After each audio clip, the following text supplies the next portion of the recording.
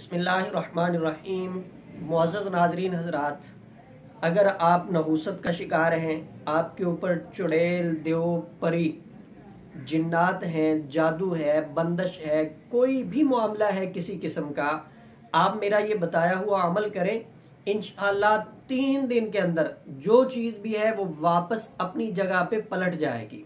अगर आपके ऊपर किसी ने जादू किया है तो करने वाले की तरफ पलट जाएगा, बंदिश लगाई है तो बंदिश लगाने वाले की तरफ पलट जाएगी, जिन्नात जिस किसी ने भेजे हैं तो वापस उसी की तरफ चले जाएंगे। 3 दिन के अंदर आपको छुटकारा हासिल हो जाएगा, दुश्मन आपका तबाह बर्बाद हो जाएगा।